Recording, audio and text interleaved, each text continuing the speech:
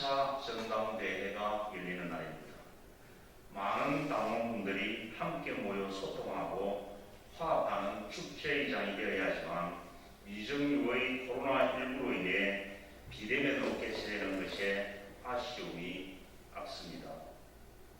그럼에도 불구하고 끝까지 많은 관심과 응원을 보내주신 당원 동지 그리고 국민 여러분께 감사의 인사를 드립니다.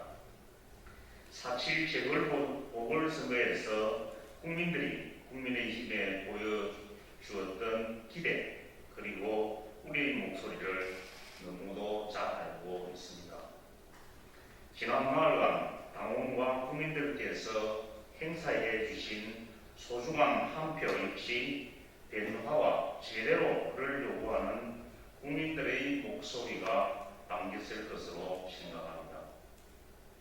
월급 빼고 다 올랐다. 집값이 너무 올라 집을 살 수가 없다. 제발 먹고 살게 좀 해달라. 민심과 정반대로만 가고 있는 문재인 정권의 국민들께서는 지속적으로 변화를 요구했고 표로서 준엄한 심판까지 내렸습니다.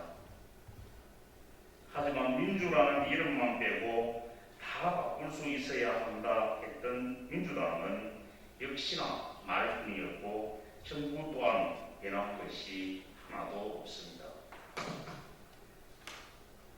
LH 사태에 대해서는 반쪽짜리 혁신안을 들이밀고 자영업자 소상공인의 손실보상 대책을 마련한다더니 손실보상 16만 된 안을 내놓고 거칠 줄 모르는 집값과 세금 부담 고시세도 강성지자들의 눈치만 살피기에 바쁘고 폭망한 인사로 국정을 혼란스럽게 한 것에 대해서는 사과는커녕 정권 비리를 숨기기 위해 금수완박의 의지만 내보이고 있습니다.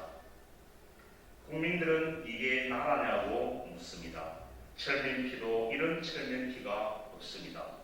이 정권의 폭정에 무너져 내린 자유민주주의를 다시 세우고 코로나19 극복과 민생 경제 회복을 위해 국민의힘이 궁궐쇄신하겠습니다. 오늘 국민의힘은 초심으로 돌아가 새 마음, 새 뜻, 새 지도로 정권 교체를 위한 첫발을 내디뎠습니다. 국민의힘에 힘을 보태 주십시오. 새로운 미래를 만들어갈 험난한 여정, 국민의힘은 국민과 함께 극복해 나가겠습니다. 국민의힘이 제도야 할 수 있는 기회를 만들어주신 당원 국민 여러분들의 뜻을 잊지 않겠습니다.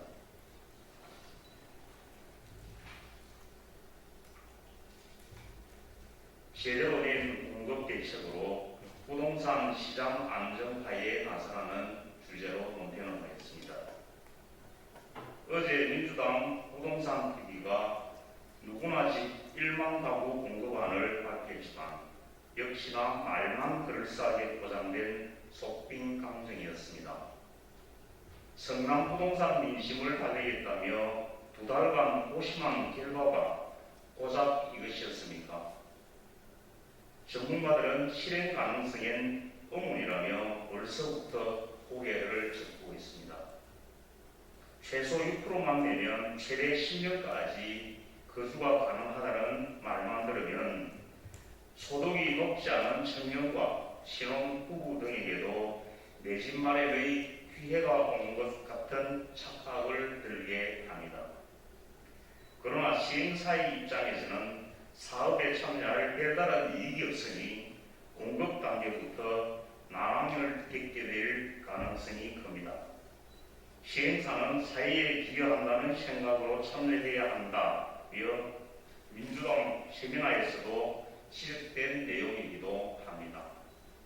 또한 발표한 지역 중 일부는 자독시설로 활용될 유보지였기에 주택용지로 변경하려면 주민과의 사전 협의가 필요했습니다. 그러나 민주당은 동의 절차도 거치지 않은 채 또다시 지키지 못할 수도 있는 약속을 국민 앞에 성급히 내뱉었습니다. 25건의 부동산 정책 실패와 임대차 3법으로 부동산 시장을 무너뜨려 놓고도 또다시 주먹 우식 공급 대책입니까? 게다가 주택 문제를 일거에 해결할 혁명적 구상이라던 송명길 대표의 중학교 동창이 이 사업의 최초 기획자로 지식재산권까지 가지고 있었던 사실까지 드러났습니다. 이제야 특허권을 포기한다고 한들 순수성에 의심이 들 수밖에 없는 대목입니다. 문재인 정부 4년간 서울 아파트 값은 무려 86.5%나 올랐습니다. 역대 정권 중 최고 상승폭입니다. 부끄럽지도 않습니까? 이 모든 것이 신뢰를 잃어버린 정부의 부동산 정책 때문입니다. 지금이라도 제대로 된 공급 정책으로 부동산 정책의 안정화에 나서야 합니다.